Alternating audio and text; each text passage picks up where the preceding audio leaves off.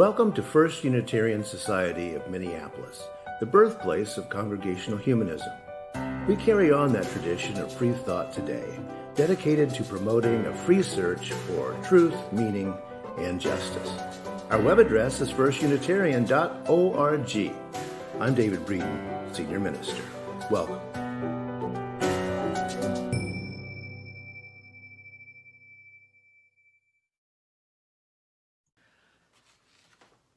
Good morning and welcome to the online Sunday Assembly of First Unitarian Society of Minneapolis for September 20th, 2020. I'm the Reverend Kelli Clement, one of the assistant ministers here at FUS. I'm joined online today by the Reverend Dr. David Breeden, Senior Minister, the Reverend Jim Foti, Assistant Minister, Barb Brooks, Music Director, FUS member Jane Graves, and our house band, the Eclectics, as well as an amazing tech team who is making today possible for all of us and all of you. Thank you for making the effort to be present with us today from wherever you are. First Unitarian Society of Minneapolis is a member of the Unitarian Universalist Association of Congregations. We are an intentionally and radically inclusive congregational humanist community dedicated to promoting a brave, free, and responsible search for purpose, meaning, and justice. Our theme for the month of September is renewal, and today our seasonal celebrations team will lead us in honoring the autumnal equinox. Here's a place for me to add an important announcement. This coming Saturday, September 26th at 10 a.m., across the street from FUS in Thomas Lowry Park, we will gather to celebrate our part of relay for our water. We will all wear masks, we will all be physically distanced, and we would love to have you come and join this brief celebration. The information about it will be in the chat, and it will be wonderful to see half of each other's faces. It's 6 months that we're into this online assembly way to gather. Other gatherings of the society are happening online. So I think we should all give ourselves a round of applause and a pat on the back for making it this far.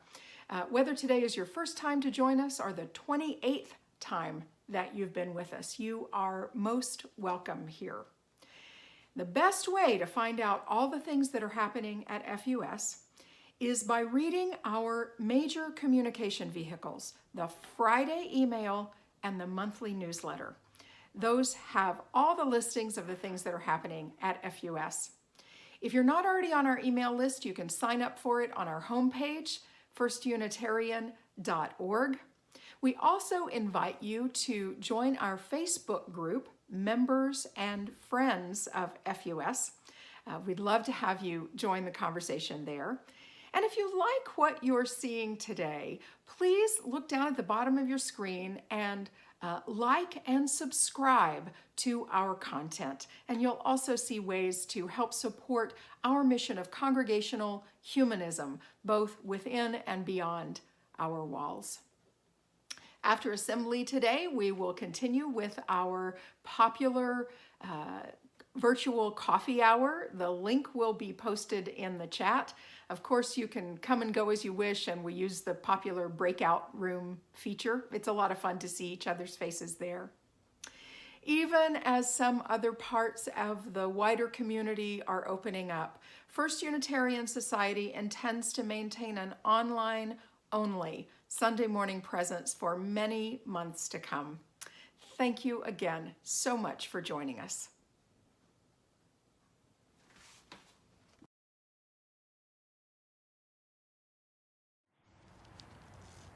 As we come to the end of summer, we're reminded that every ending is another beginning, and it's a part of the renewal, the cycle of life. So I'm going to be reading today Big Cat, Little Cat by Elisha Cooper.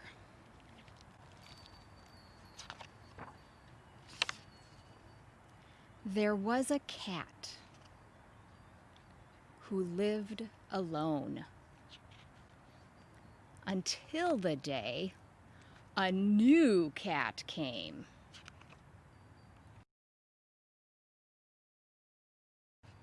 The cat showed the new cat what to do, when to eat, when to drink, where to go, how to be, when to rest. Big cat, little cat.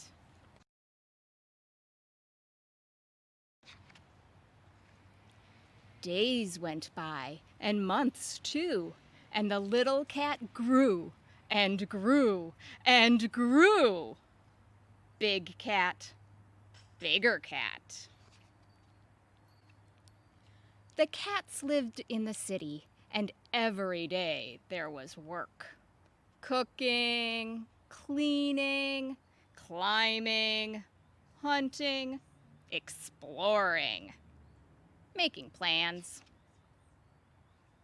For 5 minutes each day, they went wild. Don't stop.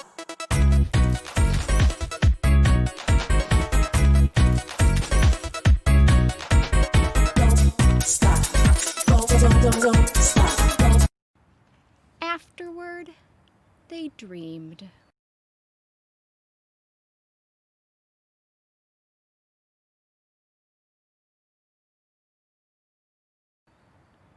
Their days were full. Years went by, and more years too, and every day the cats were together. Until the older cat got older, and one day he had to go, and he didn't come back. And that was hard for everyone.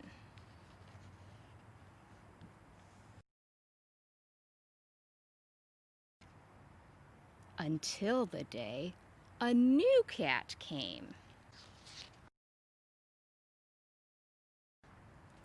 The cat showed the new cat what to do, when to eat, when to drink, where to go, how to be, when to rest. Big cat, little cat.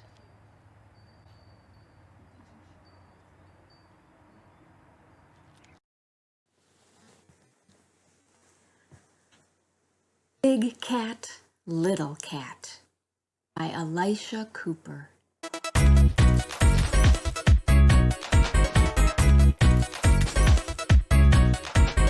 Don't stop. Don't stop. Don't stop. Don't. Today, we celebrate autumn as the cycle of the seasons turns toward cooler days and longer nights. At the fall equinox, we are reminded that we must balance our wants and needs with the constraints of our planet. Autumn is a sublime season with richness and contrast and complexity. Autumn is a balancing act when we must simultaneously undertake new projects while grieving our losses, harvest the bounty of our gardens and farms while discarding the rubble in the compost pile, enjoy the exhilarating beauty of flowers and fields while we watch their demise, and with gratitude take stock of our abundance while we share with those who have need. It is this wide spectrum of divergent experiences that makes autumn such a poignant time in our lives. So today, at the onset of this sublime season of contemplation and renewal, we'll attune ourselves to the natural world in autumn, reflect on our expectations of the season, and celebrate the values that sustain us personally and as a community at this time of year.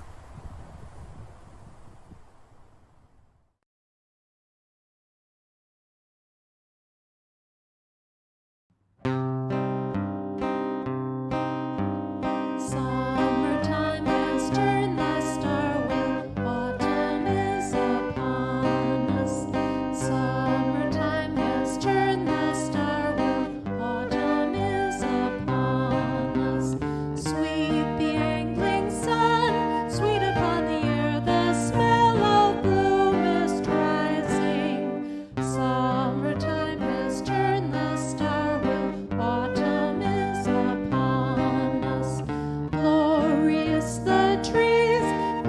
Glorious the sight of rust leaves falling, falling. Summertime has turned the star wheel. Autumn is upon us.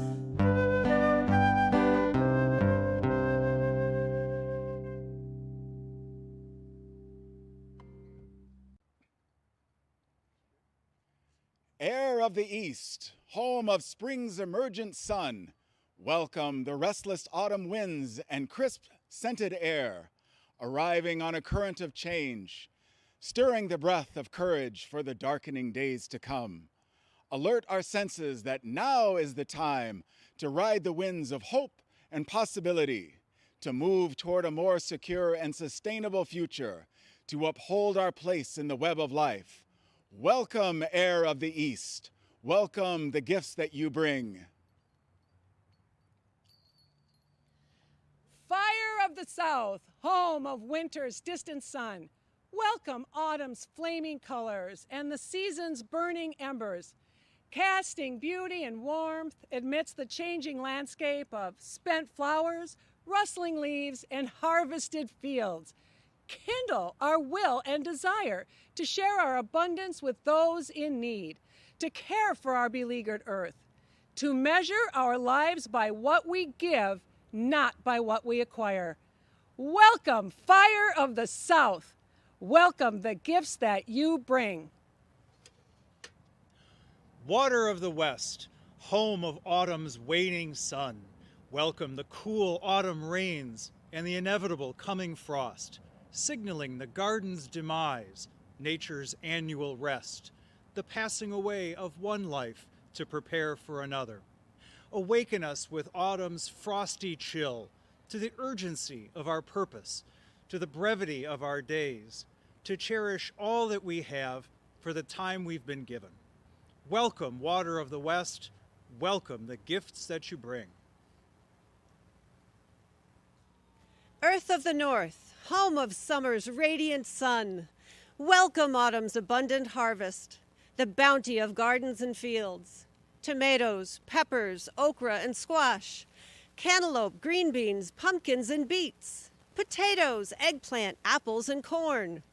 Ground us in the knowledge of the unity of all life, to seek wisdom in the cycles of the changing seasons, to plant and reap, cognizant of generations yet to come, to reach out to each other and make this world our home. Welcome, Earth of the North. Welcome the gifts that you bring.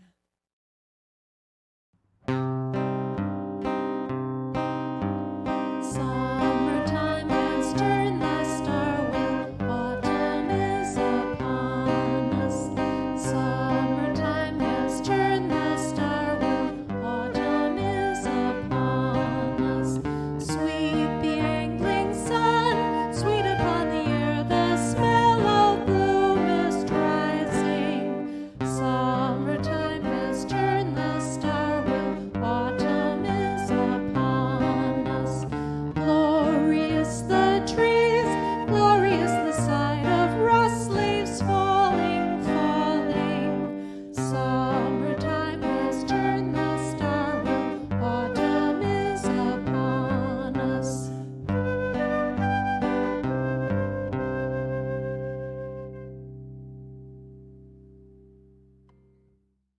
First Unitarian Society partners with Masjid An-Nur, the Mosque of Light, located in North Minneapolis. For our usual equinox celebration, we gather canned goods for the mosque, but this year, since we can't get together, we ask for money.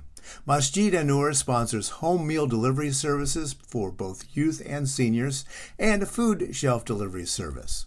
You can donate on PayPal, our website, or the Give Plus app, and please designate your gift with the notation Food Bank. Thank you.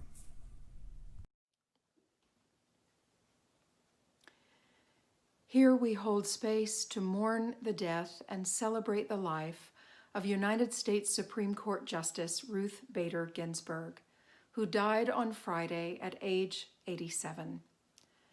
Many of us are not only grieving the loss of this fierce advocate for justice, we are also frightened of what this loss portends for our country.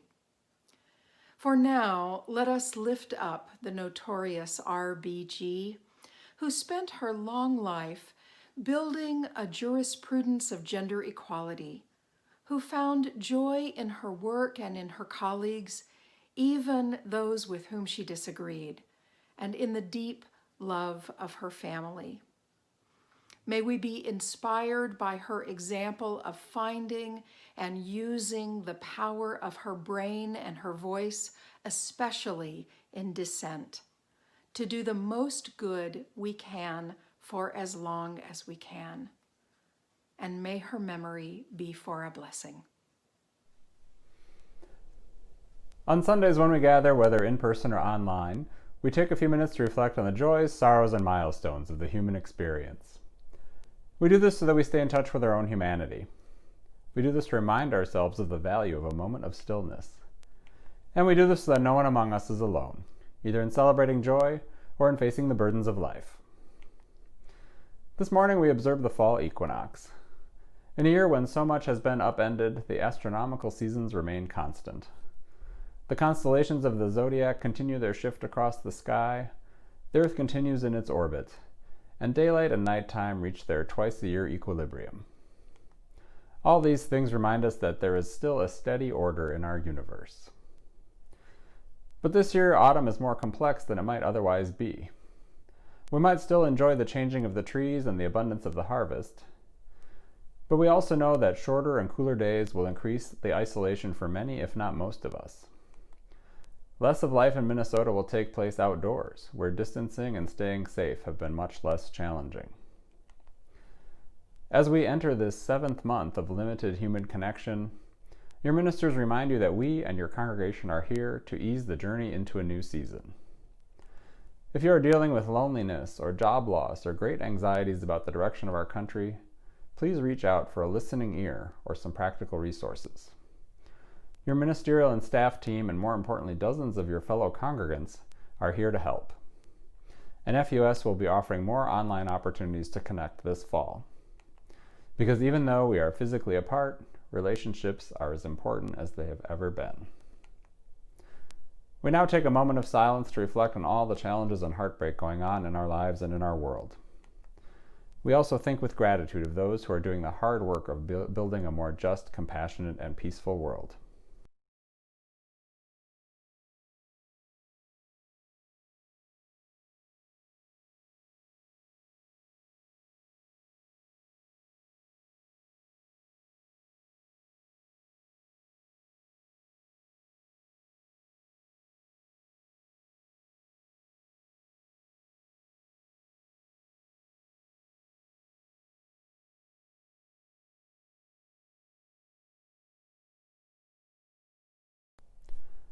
As we come out of the silence, we'll hear our traditional musical response.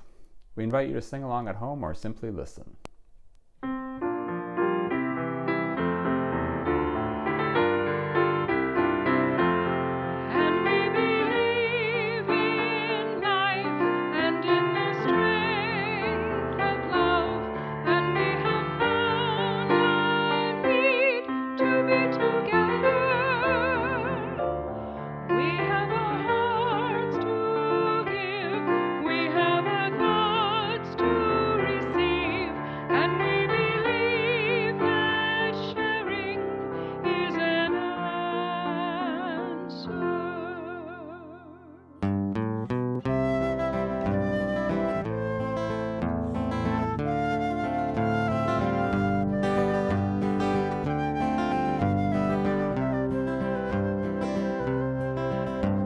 Stand on the edge of a cliff in the deepest night I've ever seen.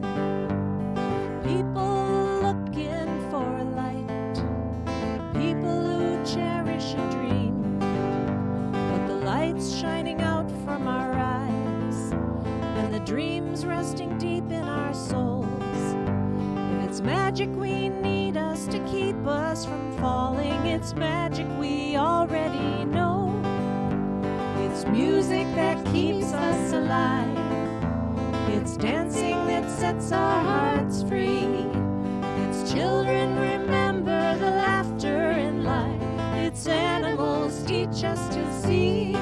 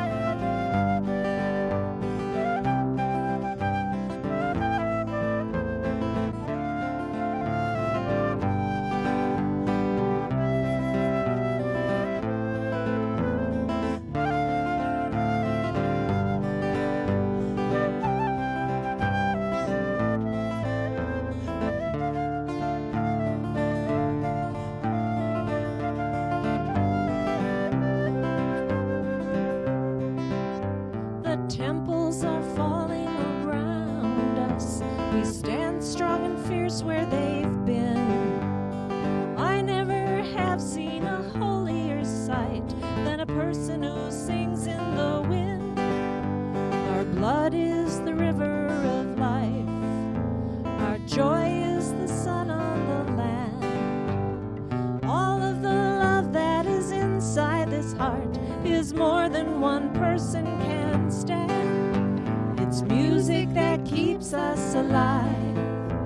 It's dancing that sets our hearts free.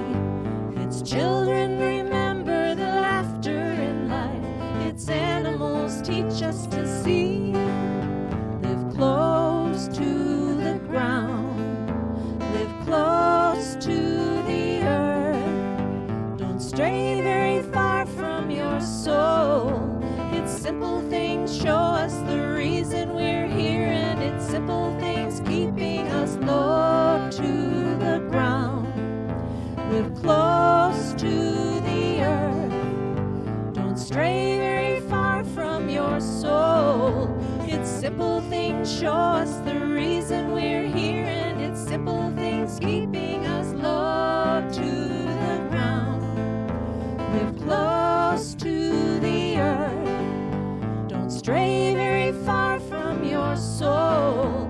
It's simple things show us the reason we're here, and it's simple things keeping us whole.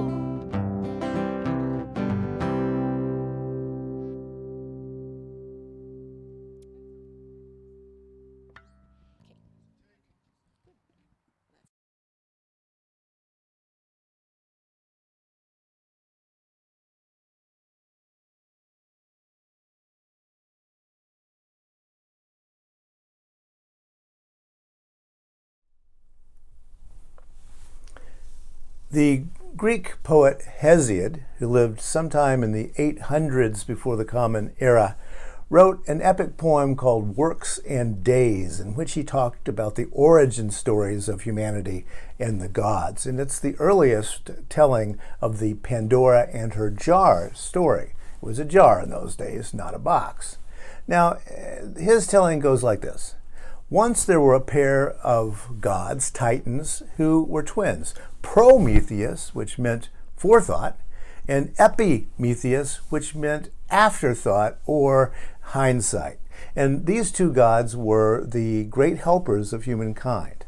As a matter of fact, Prometheus created humanity out of clay, and then seeing that humanity needed society in order to really thrive and be happy, he brought down fire to humanity despite being prohibited to do that by the gods.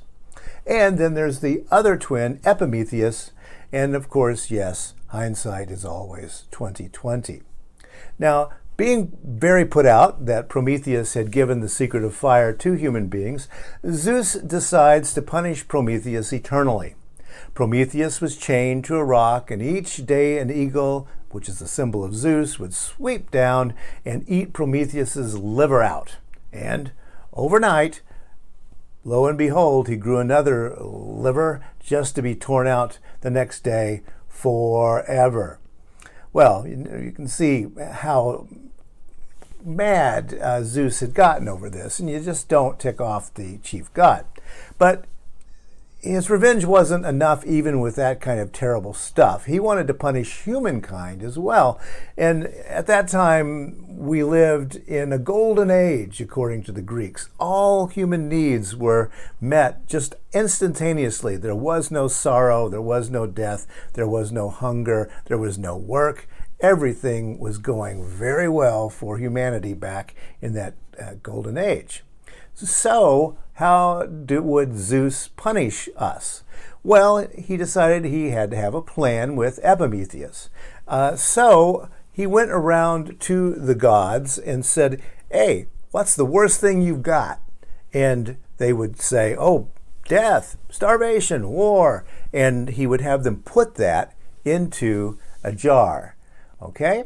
And then he asked Hephaestus, that's the great craftsman, the great smith of the gods, to build a human being out of clay, a woman, beautiful woman, who would go down and take this to Epimetheus, and her name was Pandora. Now, all those things that were in that jar, the horrors, the poverty, plague, starvation, aging, jealousy, greed, murder, war, death. He put them in a jar, shut that lid tight, and handed it to Pandora. Go down to Epimetheus, Zeus said, who dwells on the earth, and give him this jar. And so Pandora did that. Now, someone like Prometheus, forethought, might have been a little bit suspicious about this sudden appearance of this human being, beautiful human being, with a jar. But no, Epimetheus, he realized that later. He was 20/20 hindsight. So he takes the jar, opens it up, and all those horrors poured out upon humanity. Poverty, plague, starvation, aging, jealousy, greed, murder, war, death of all sorts. But there was one thing that stuck on the lip of the jar and did not come tumbling out. One bad thing. And that was named Elpis in ancient Greek, E-L-P-I-S. Nowadays, we translate that as the word hope. Hope. Now, how can it be, we have to ask ourselves, that the ancient Greeks thought hope was one of the terrible things that could happen to humanity on the level of starvation and death and war? Why was that? And I'll get back to that jar in a little bit, but I do want to say welcome autumnal equinox. We celebrate the seasons here at First Unitarian Society and mark out those ancient seasonal points in order to take stock and to think a little bit about how the world is turning. And we've got a lot to reflect on just now, don't we? It's election season in the U.S., in case you haven't noticed. And it sure feels as if Pandora's jar has been freshly opened and dumped over our heads like good old Gatorade showers for coaches in football. We're nearing 200,000 U.S. deaths due to COVID. The Western fires this week were so intense that it darkened the skies here in Minnesota and gave people like me with asthma a little more difficulty breathing. We saw the smoke, it darkened the skies, and we have to realize how precarious our forests are. And of course, then there's this amazing hurricane season. They've run out of names for hurricanes at this point. Rain like that is devastating, absolutely. I remember living on the Gulf Coast and being in hurricanes, and it's just incredible how much water can fall from the sky so quickly. Pours through umbrellas, no point to carry an umbrella. Spills out those little cracks between the curbing. One of the ones I was in even was so bad that it saturated the ground and popped up coffins out of the graveyards, and off they floated down the roads. Hurricanes are not good, and we've had a whole bunch of them. But then, of course, all that rain, there's also been drought. This year, we have recorded what appears to be the highest temperature ever in the world, 130 degrees. Soon, half of Americans will be facing the facts of climate change up close and personal. It's going to affect our lives and change them in ways that are going to be noticeable and uncomfortable.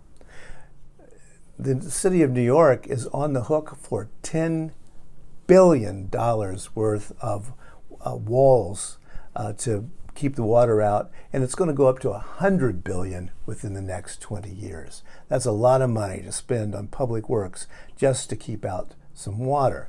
By 2060, that's 40 years from now, 13 million Americans will likely have to flee away from our coastal regions due to climate change. 1 in 3 Republicans now see climate change as a threat to national security. Things are getting bad, folks. We have an upcoming election that's clearly going to change a lot of things about America, either one way or the other. And it also appears that about 3% of the voters are the ones who are going to decide, pick which one wins.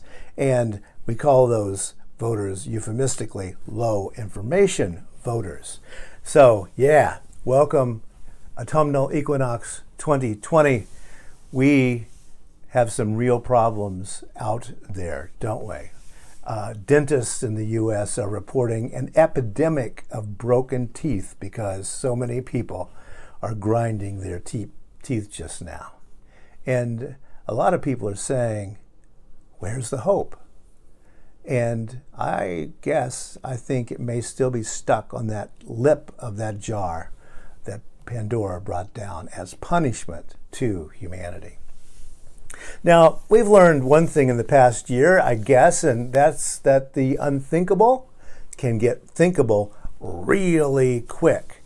And as those leaves turn out there, it's time that we take some time to reflect at this most ancient of festivals. And what do we learn? One lesson is that we reap what we sow, right? And that's sometimes a little bit scary. And yeah, here in Minnesota anyway, there is a cold coming that is going to stop some things. So it's time for us to take stock, I think. What are the opportunities in this chaos? And first, let's look again at what the ancients were saying about hope. Poets and philosophers have wrangled over the millennia about why Elpis stayed in Pandora's jar. Remember, that jar had the bad things for humanity in it. It could be that Hesiod and the ancient Greeks saw hope as the ultimate evil. The ultimate evil. Much in line, actually, with Karl Marx's insistence that religion is the opiate of the people. Marx thought that religion keeps the oppressed stunned and complacent. And maybe that's what hope does as well. The ancient Greeks appear to have thought so. Elpis stayed in the jar and thus actually saved humanity from a lackadaisical kind of kicking back and simply dying of all the plagues.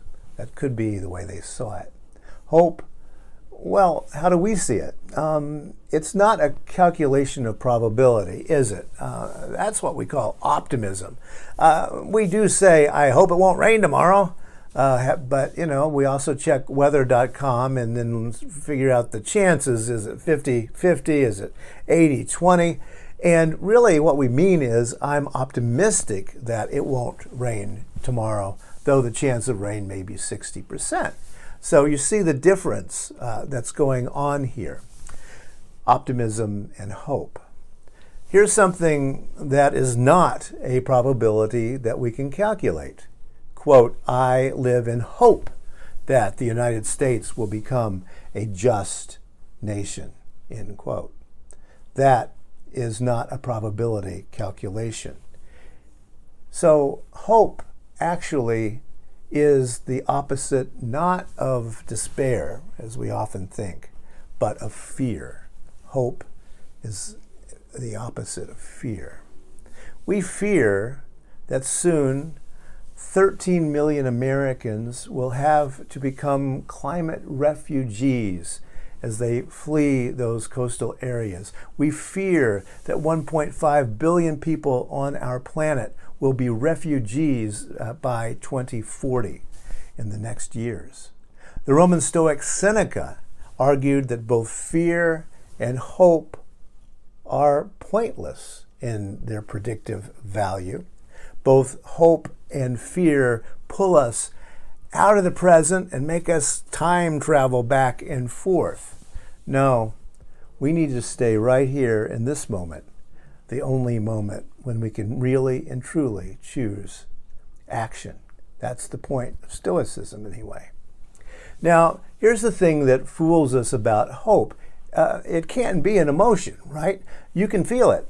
Hope can be a little warm welling up of feeling, but that makes hope a lot like pain in the big toe, doesn't it? It just kind of happens. And sure, we can call that warm little emotion hope. Sure, it's hopeful, But when we think of hope in this way, we abandon responsibility for having and keeping hope. Because we humanists ask, where's the human agency in this? Where's the plan of action that might result in this thing that we hope for? What is the path to fixing the issue? The pragmatist philosopher Richard Rorty said that hope is not a prediction, but a way to engage in discussing the future. A way to engage in discussing the future. Hope, he said, expresses a commitment to a particular kind of future.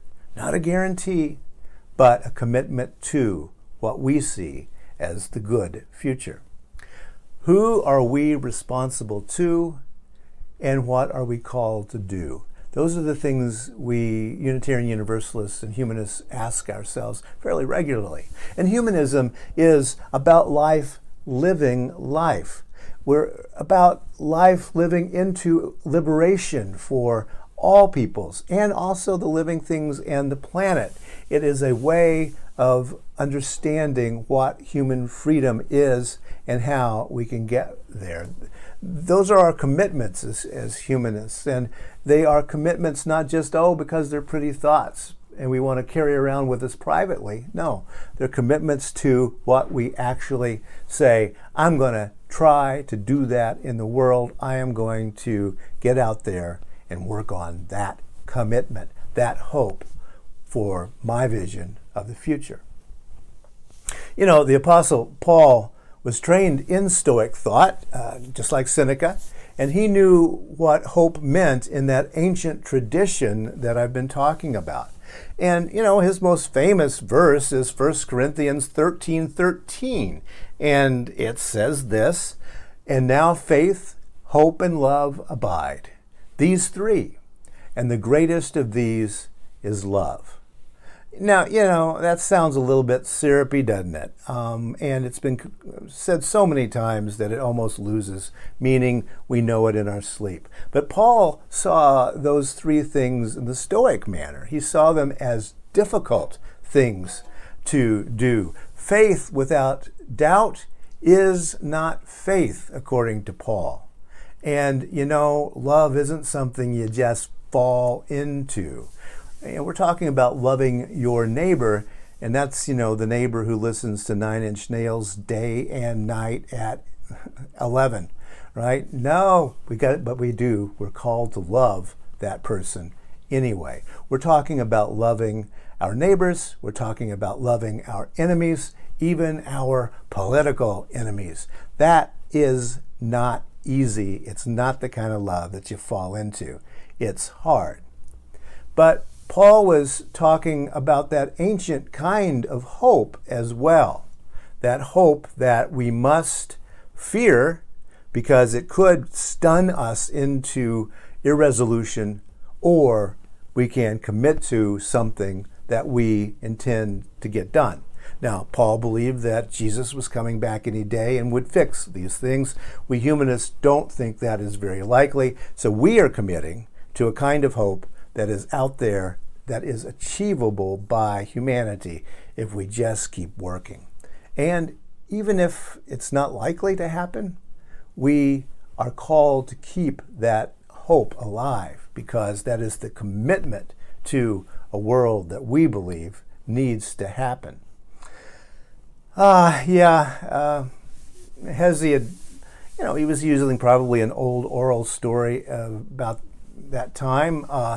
There never was a golden age, and there never was a time when money grew on trees and the chickens wandered around plucked and ready for baking. No, that never happened, and there never was a time when Pandora's jar got poured out on humanity like Gatorade. It's an interesting myth, and it probably does reveal something about the human psyche even to us today. But no, it didn't happen. Hope is a responsibility, and hope is a commitment. That's how to keep it from being a curse in which we kick back and just watch the world work. Hope means all those mundane things, planning out how we're going to get in to vote. It means looking at the damage that we're doing to our planet and saying, how can me today, how can I change that a little bit in the world so that I'm actually having an effect? Hope is not a warm feeling. That's the bad news about hope, but the good news is that hope is always a choice that we can make on this equinox. And yeah, okay, the light's going to keep fading here for a little while. That's why it's called the autumnal equinox. There will be a winter solstice rolling around also, and also a spring equinox, and on and on. And that's why we mark these seasonal celebrations as humanists. The earth keeps on turning. And folks at First Unitarian Society will be celebrating and contemplating and committing to hope. And that's my challenge to you today. Not to think about that kind of warm, fuzzy hope that wells up accidentally. No, cold, hard hope. Hope that is commitment to a future that we believe live up to our values. That's what we need to meditate on this equinox and on all of our seasonal celebrations days. Thank you so much for joining us today for Equinox.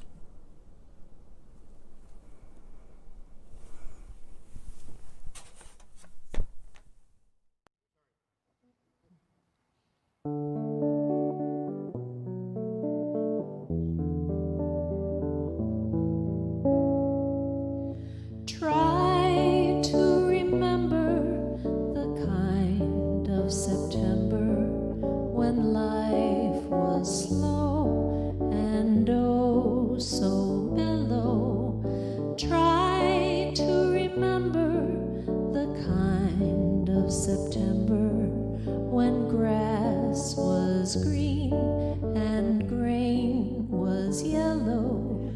Try to remember the kind of September when you were a tender and callow fellow. Try to remember, and if you remember, then follow.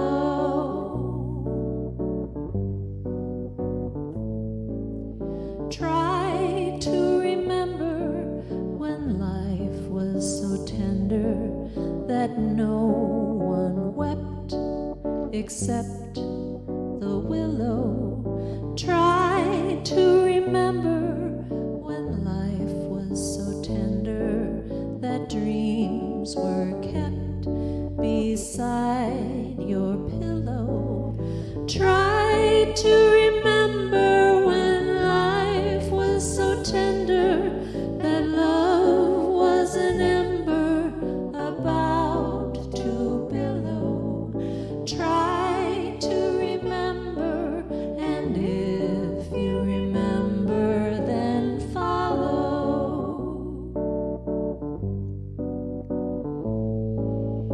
Deep in December, it's nice to remember, although you know the snow will follow.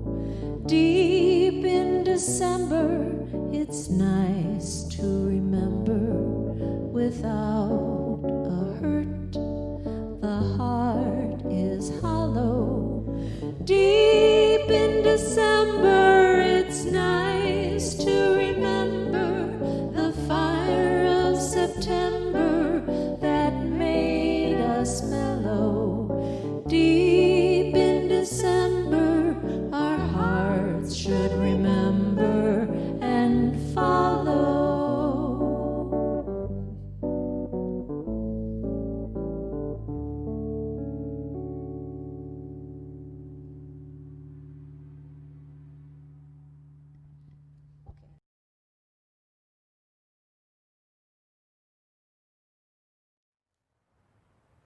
Earth of the North, beautiful and bountiful in the reaper's hand, we are fed by you. Root our lives in gratitude and joy, ever mindful of you this autumn time. Water of the West, river of life and harbinger of death, we feel your chill. Crystallize our knowledge into wisdom, ever mindful of you this autumn time. Fire of the South, lighting harvest moon and autumn sun, we bask in your glow. Welcome us to another season of love and compassion, ever mindful of you this autumn time. Wind of the East, singing the requiem of the dying year, we hear your lament. Call us to lives of courage, hope, and peace, ever mindful of you this autumn time.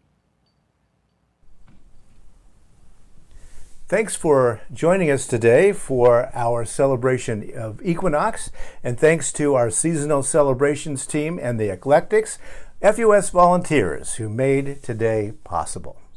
Until we meet again, be fearless, ask questions, hold on to what is good, strengthen the weak, comfort the fearful, serve the suffering, and do what makes you come alive, because we need more people who have come alive. Rejoice in the power of the human spirit. So may it be.